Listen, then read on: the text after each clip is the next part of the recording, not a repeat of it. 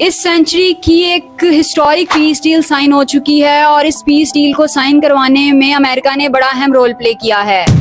रात को सोने से पहले और सुबह उठने के बाद जब भी आप सोशल मीडिया को ओपन करें तो आपको कहीं ना कहीं Donald Trump Nobel peace prize मांगते जरूर नजर आएंगे। कौन है ये लोग? कहां से आते हैं? और इस पीस डील के बाद तो नोबेल पीस प्राइज के लिए डोनाल्ड ट्रंप फिर से मैदान में उतर आए हैं, क्योंकि ये पीस डील जो साइन की गई है, ये पीस डील डोनाल्ड ट्रंप ने साइन करवाई है और करवाई भी अजरबैजान और अर्मानिया के दरमियान है। ये ऐसे दो ममालिक हैं जो पिछले 35 साल से एक खूनी जंग में मुब्तला हैं और कोई भी मुल्क इन दोनों के दरमियान अमन कायम करवाने में कामयाब नहीं हो पाया, लेकिन मिस्टर डोनाल्ड ट्रंप ये करने में कामयाब हो गए हैं। सर क्या बात है सर, क्या बात, ये बात है, अरे सर क्या बात। और सबसे इंटरेस्टिंग ट्विस्ट, इस पीस डील का जो नेम रखा गया है वो है Trump route for international peace and prosperity, यानी TRIPP। यहाँ पर भी ट्रंप पीछे नहीं रहे अपना नाम इस्तेमाल करने में। बिस्मिल्लाहिर्रहमानिर्रहीम, अस्सलाम वालेकुम। MB लर्निंग हब में खुशामदीद। Trump route for international peace and prosperity TRIPP, ये डील तीनों ममालिक के प्रेसिडेंट के दरमियान अलग-अलग साइन की गई। इसमें अमेरिका, अजरबैजान और अर्मानिया के प्रेसिडेंट्स शामिल थे और ये डील वाशिंगटन DC में साइन हुई। इस डील में energy, technology, trade, border security और इंफ्रास्ट्रक्चर से रिगार्डिंग सारे के सारे मामलात पर डिस्कशन शामिल है। अब अमेरिका कोई डील करे और उसमें अमेरिका का फायदा शामिल ना हो, ये बात थोड़ी समझ से बाहर है। तो डिटेल में जाकर समझते हैं कि ये डील सिर्फ अर्मानिया और अजरबैजान में पीस करवाने के पर्पस से नहीं की गई, बल्कि इसमें एक ट्रांजिएंट कॉरिडोर भी शामिल है। जी हाँ, एक कॉरिडोर भी शामिल है और ये कॉरिडोर साउथ कॉकेसस से गुजरेगा।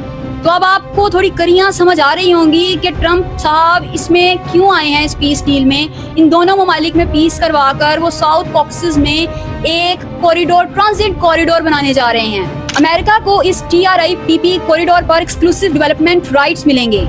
अब इस पीस डील का फायदा अर्मानिया और अजरबैजान को इस तरह से होगा कि वो अपनी पुरानी 35 साला दुश्मनी को खत्म करके इकोनॉमिक टाइज को मजबूत करेंगे, जो कि हिस्टोरिकली पहली बार ऐसा होगा। आपको ये तो आइडिया होगा कि USSR जो कि सोवियत यूनियन था, ये अर्मानिया और अजरबैजान इन्हीं में शामिल थे पहले, लेकिन जब सोवियत यूनियन कोलैप्स कर गया तो वो रशिया बन गया और ये रियासतें उससे अलहदा हो गई। उस वक्त से अजरबैजान और अर्मानिया में एक दुश्मनी चलती आ रही है, खूनी दुश्मनी, और ये दुश्मनी किसी भी दौर में रिजॉल्व नहीं हो पाई, जो कि अब इस पीस डील के जरिए से रिजॉल्व होती नजर आ रही है। आप वीडियो में भी क्लियरली देख सकते हैं कि दोनों ममालिक के प्रेसिडेंट बड़ी गर्मजोशी से एक दूसरे से हाथ मिला रहे हैं और डोनाल्ड ट्रंप के बड़े शुक्रगुजार हैं कि उन्होंने दोनों ममालिक के दरमियान में ये पीस डील करवाई है। अर्मानिया और अजरबैजान में जो कॉन्फ्लिक्ट चल रहा है वो 1980 से नागोर्नो काराबाख की वजह से चल रहा है। अब देखना ये है कि ये जो बॉर्डर डिमार्केशन है, क्या इस इशू पर बात की जाएगी, क्योंकि इन ऑफिशियल्स ने अभी तक नागोर्नो काराबाख के बारे में कोई भी बात नहीं की, मतलब खामोशी इख्तियार की हुई है। पीस डील के बारे में तो बात की है, लेकिन इस रीजन के कॉन्फ्लिक्ट के बारे में कोई बात नहीं की, और इस रीजन में जो कॉन्फ्लिक्ट है वो बॉर्डर्स की वजह से है। तो ये बॉर्डर डिमार्केशन के इशू को रिजॉल्व किस तरह से किया जाएगा, ये तो फर्दरली पता चलेगा अब हमें। और अगर आप नहीं जानते हैं कि ये अर्मानिया और अजरबैजान में क्या इशू है, तो हम नेक्स्ट वीडियोस पर बनाकर आपको क्लियरली बताएंगे कि ये नागोर्नो काराबाख का इशू क्या है। तो आप हमारे चैनल को सब्सक्राइब कर लें ताकि आपके पास हमारी ये वीडियोस आसानी से पहुंच सकें। अब अगर ये TRIPP कॉरिडोर कामयाब होता है तो इससे वेस्ट की तो यकीनन बहुत बड़ी जीत होगी, लेकिन इससे चाइना, रशिया और ईरान को पॉसिबली नुकसान हो सकता है। समझने की कोशिश करते हैं कि किस तरह से इन ममालिक को नुकसान का सामना करना पड़ सकता है। TRIPP के बनने के बाद जो है वो ट्रेड रूट शिफ्ट हो जाएगा। अब तक साउथ कॉकेसस रीजन में जो ट्रेड रूट था वो चाइना का बेल्ट एंड रोड इनिशिएटिव और रशिया का ट्रेडिशनल ट्रांजिट नेटवर्क, और इसके अलावा ट्रेड ईरान के जरिए से भी हो रही थी। अब ऑब्वियसली जब TRIPP बन जाएगा तो जो ट्रेड रूट है वो अर्मानिया और अजरबैजान के रास्ते के जरिए से वेस्ट कंट्रोल में आ जाएगी, जिसका मतलब ये होगा कि गुड्स और एनर्जी एक्सपोर्ट्स काफ़ी हद तक US फ्रेंडली रूट से गुजरेंगी, ना कि इन तीन ममालिक के कंट्रोल में रहेंगी। एनर्जी मार्केट में कंपटीशन भी डेवलप होगा, क्योंकि अजरबैजान का जो ऑयल और गैस मार्केट है वो काफ़ी ज़्यादा एक्सपोर्ट्स में स्ट्रेटेजिक इंपॉर्टेंस रखती है। अब TRIPP के बनने के बाद जो US है उसका इन्फ्लुएंस बहुत ज़्यादा डेवलप हो जाएगा इस रीजन के ऊपर, और उस वक्त जो है वो यूरोप और US को सीधा एनर्जी एक्सेस हासिल हो जाएगा इस खत्ते में। फिर उनको रशिया या ईरान की पाइपलाइंस पर डिपेंड नहीं करना पड़ेगा, उनका अपना एक कॉरिडोर होगा, ट्रांजिट कॉरिडोर, जिसके ज़रिए से वो एक्सेस ले सकेंगे साउथ कॉकेसस में। तो फिर ये जो डिपेंडेंसी थी उनकी रशिया पर या ईरान पर वो ख़त्म हो जाएगी, और इस तरह से ईरान का और रशिया का इन सब का जो एक इन्फ्लुएंस था वो एक्सपोर्ट पोटेंशियल अफेक्ट हो जाएगा। जियोपॉलिटिकल अफेक्ट भी बड़ा इंपॉर्टेंट है यहाँ पर, क्योंकि जो साउथ कॉकेसस है उसको बड़ा ही इंपॉर्टेंट समझा जाता है रशिया और ईरान के पर्सपेक्टिव से, क्योंकि इन दोनों ही ममालिक का ये साउथ कॉकेसस घर समझा जाता है। यहाँ पर इनकी मिलिट्री का और इनका पॉलिटिकल इन्फ्लुएंस बहुत ज़्यादा है। अब वो इन्फ्लुएंस अमेरिका के आने से ऑब्वियसली कम होगा। TRIPP के जरिए से US एक परमानेंट इकोनॉमिक और पॉलिटिकल फुटहोल्ड बना लेगा, जो चाइना के BRI, रशिया के यूरोशियन इकोनॉमिक यूनियन और ईरान के रीजनल प्रोजेक्ट्स को अंडरमाइन करेगा। सो अब ये जो पीस डील है ये एक तीर से दो शिकार हैं, क्योंकि कट टू द शॉर्ट ये एक US फ्रेंडली कॉरिडोर है, और वहीं पर डोनाल्ड ट्रंप साहब ने जो वो प्रोपेगेंडा करते आए हैं जब से उन्होंने अपनी ये टर्म स्टार्ट की है सेकंड, कि मुझे पीस प्राइज चाहिए। सो नोबेल पीस प्राइज के लिए उन्होंने एक और पत्ता फेंक दिया है, और इस पे उन्होंने जब ये पीस डील साइन की है तो वहाँ पर उन दोनों प्रेसिडेंट से कहलवाया भी है, और अपने कुछ रिपोर्टर्स भी छोड़े जो ये सवाल पूछें और इस पर उनके प्रेसिडेंट्स दोनों ममालिक के वो कहें कि इनको जो है वो नोबेल पीस प्राइज मिलना चाहिए। Please go ahead.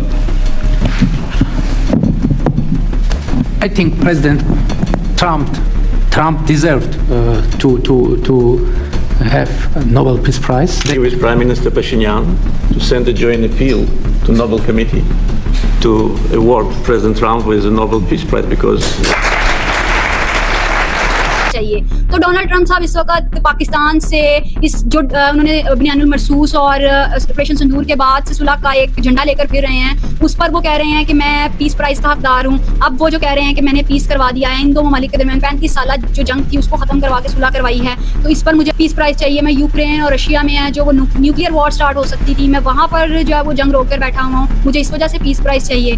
लेकिन डोनाल्ड ट्रंप साहब अभी जो बेंजामिन नेतन्याहू ने कहा है कि हम गजा सिटी को पूरी तरह से टेक ओवर करने जा रहे हैं, पूरी दुनिया ने ये सवाल उठाया है कि बेंजामिन नेतन्याहू ये गलत कर रहे हैं, और यूनाइटेड नेशन के जो सेक्रेटरी हैं एंटोनी गुटेरेस, उन्होंने भी इसको गलत कहा है और गट्स रखे हैं एटलीस्ट कहने के। लेकिन डोनाल्ड ट्रंप साहब की तरफ से इस पर कोई ट्वीट नहीं आया, लिटरली इस पर कोई ट्वीट नहीं आया कि बेंजामिन नेतन्याहू यहाँ मैस डिस्ट्रक्शन कर रहे हैं, तो मैं यहाँ पर भी एक पीस डील साइन करवाता हूँ और फिर नोबेल पीस प्राइज मांगता हूँ। तो एनी हाउ ये जो पावरफुल लोग होते हैं इनकी एक बाइस सिंपैथीज होती हैं, अपने एजेंडाज होते हैं, और जो कहा जाता है कि एक पॉलिटिकल थीरीज हैं कि रियलिज्म को जो फोकस किया जाता है कि रियलिज्म में अपने ही एजेंडाज को प्रमोट किया जाता है, उसमें ये नहीं देखा जाता कि सामने इंसान है, सिर्फ ये देखा जाता है कि इससे मुझे बेनिफिट है या नहीं। तो अब ये जो पीस डील है इसमें बेनिफिट देखा गया है, अमेरिका का बेनिफिट, वेस्ट का benefit plus Nobel peace prize.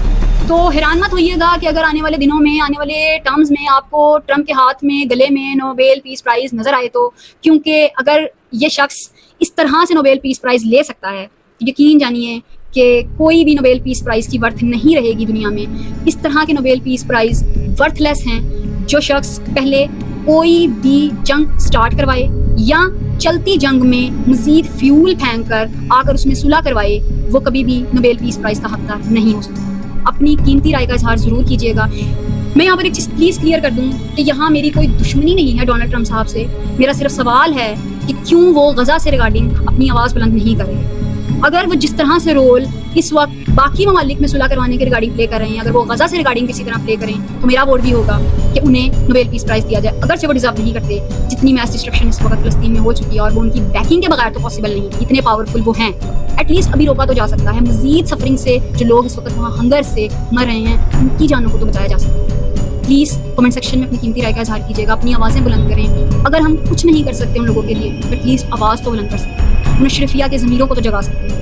बहुत सारा ख्याल रखिएगा। अल्लाह ताला आपका हामी नासिर हो। अल्लाह हाफिज़।